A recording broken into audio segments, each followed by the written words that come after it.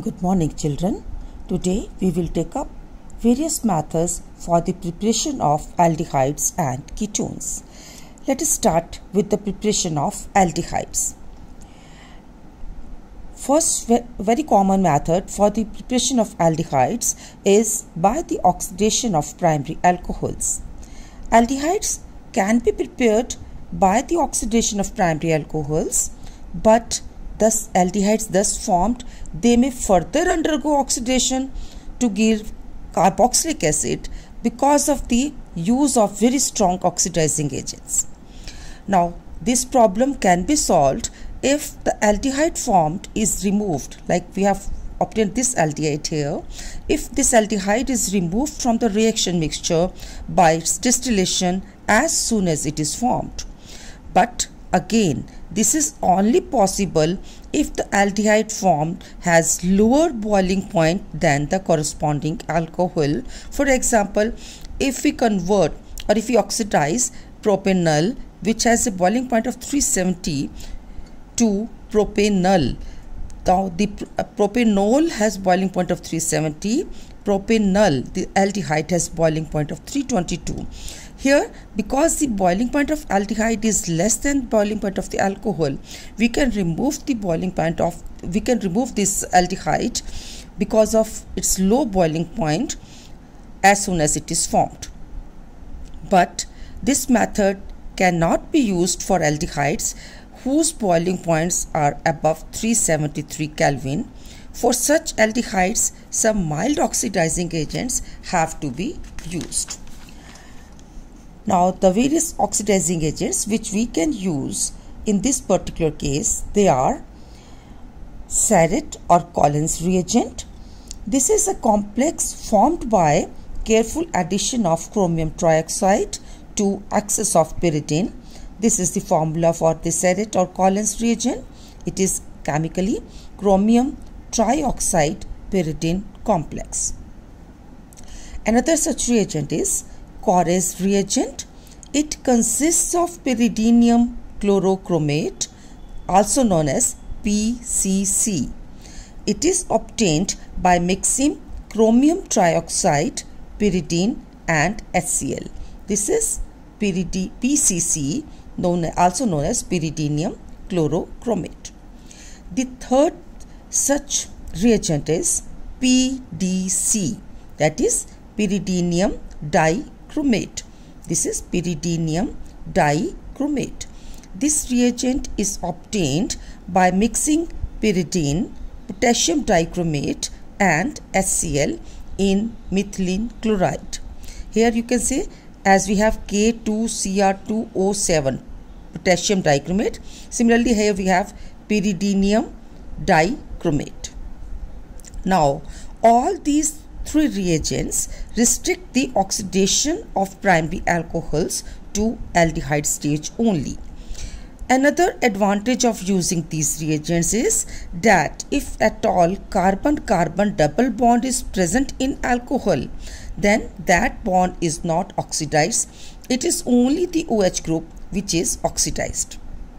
However, these reagents are highly expensive and they have another serious disadvantage of forming the waste products which are not environment friendly. Now, the second method, important method, commonly used for the preparation of aldehydes is the reduction of acid chlorides, also commonly known as Rosenmund's reduction or Rosenmund's reaction. The partial reduction of the acid chloride is carried out by passing hydrogen through a hot solution of acid chloride in xylene as solvent in the presence of palladium deposited on barium sulfate as a catalyst.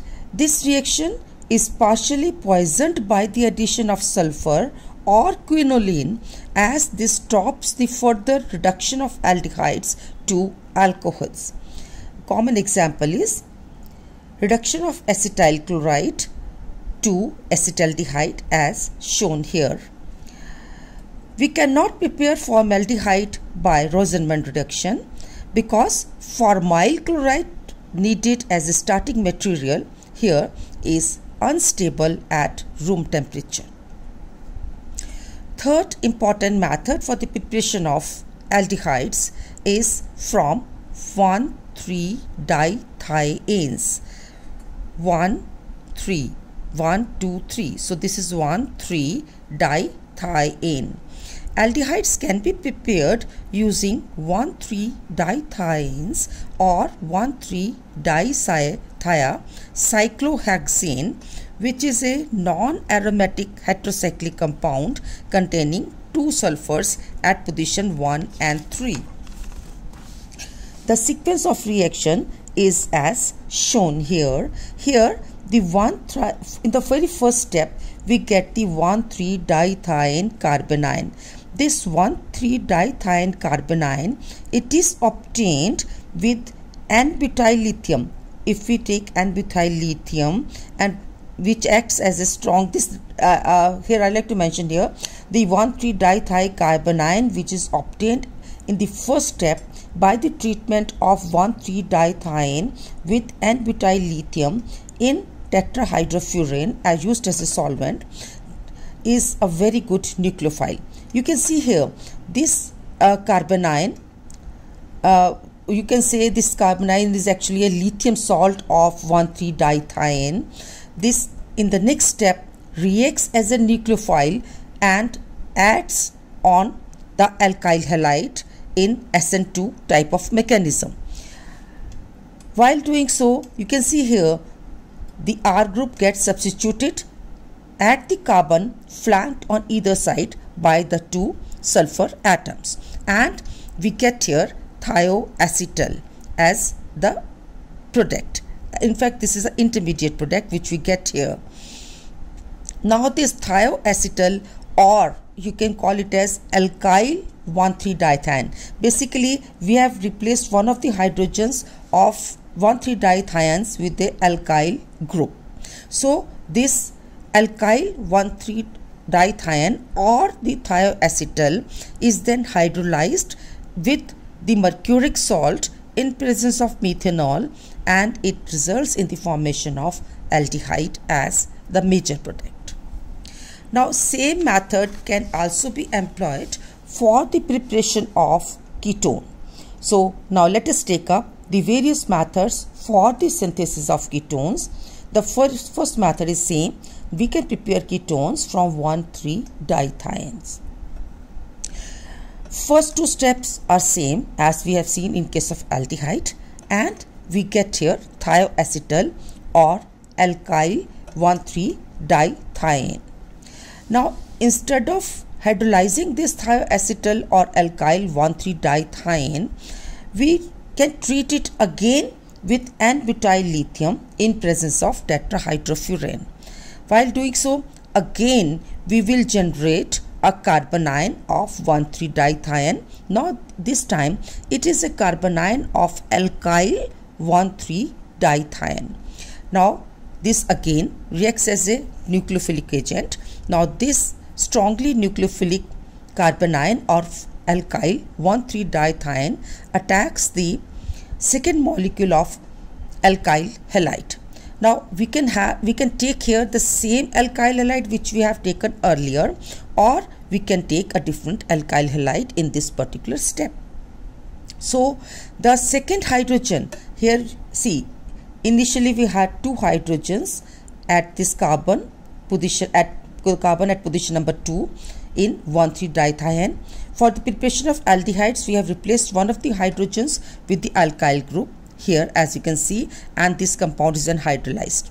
Now if you want to prepare ketone, replace the second H also with another R group. This R group can be same or it can be different as per the need, and so we get here dialkyl dithione, or also known as thioketal. Now the thioketal thus formed is hydrolyzed in presence of mercury salt and methanol. This will now yield a ketone. So we can prepare here simple ketone or mixed ketone as per our requirement. The second method for the preparation of ketones is from nitriles. Ketones can be prepared by the reaction of nitrile with Grignard reagent or a alkyl lithium. Now, when nitriles react with Grignard reagent in dry ether, they will result in the formation of this addition product. This addition product on acidic hydrolysis gives us the ketone. Similarly, nitriles, they give us ketones if they are treated with alkyl or aryl lithium in dry ether. Again, in this case again we get an addition product. Here this addition product on acidic hydrolysis again will result in the formation of ketone. Another method for the preparation of ketone is from acid chlorides. Ketones can be prepared from acid chlorides by treating acid chlorides with dialkyl or diaryl cadmium. So we straightforward we get here the ketone. So here we can get either simple or mixed ketones depending upon our requirement. Here we can have an RCOR or RCOR dash. Not only dialkyl cadmium, rather lithium dialkyl cuprates are also utilized for the reaction with acid chlorides. They also result in the formation of ketones. Here again you can see acid chlorides when reacted with lithium dialkyl cuprate again gives us ketones. Solvent used here again is dry ether. Another method for the preparation of ketones is from carboxylic acids. Ketones can be obtained by treating carboxylic acids with excess of alkyl or aryl lithium. Again here we are making use of alkyl or aryl lithium. Alkyl or aryl lithium on reaction with the carboxylic acid in dry ether, this reaction is also carried out in dry ether as solvent, results in the formation of this addition product. The addition product, dilithium addition product, thus obtained on hydrolysis gives us a compound which is a dihydroxy compound or a JAM dihydroxy compound. JAM dihydroxy compound means two OH groups present on the same carbon atom, and I told you earlier also in Riemer-Tiemer reaction that if we have a JAM dihydroxy compound, this is highly unstable, immediately it loses a water molecule and we get here ketone.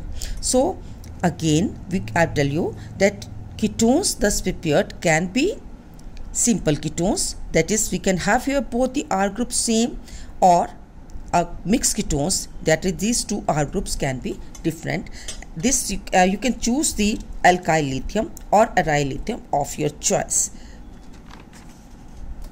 Now another method by which we can prepare ketone from carboxylic acid is that the dry distillation of calcium salts of the carboxylic acids. So here we can see that we have taken the calcium salt of the carboxylic acid. This on dry distillation yields us the ketone. Here we have prepared acetone from the dry distillation of calcium salt of acetic acid. You can see here in this reaction. However, calcium salt of formic acid, if instead of acetic acid or any other acid, if we use here HCOOCA, if we are using here the formic acid, we will end up with the formation of HCOH. So we get here formaldehyde. It is only the formic acid, calcium salt of formic acid, which on dry distillation will give us formaldehyde. All other calcium salts of all other carboxylic acids will end up with the formation of ketones only. So these are some of the methods for the preparation of aldehydes and ketones as mentioned in the syllabi of BSc second year Punjab University. Although your book contains many other methods, but these are the actual methods which are written in the syllabus. So try to complete remember these methods only which I have told you just now.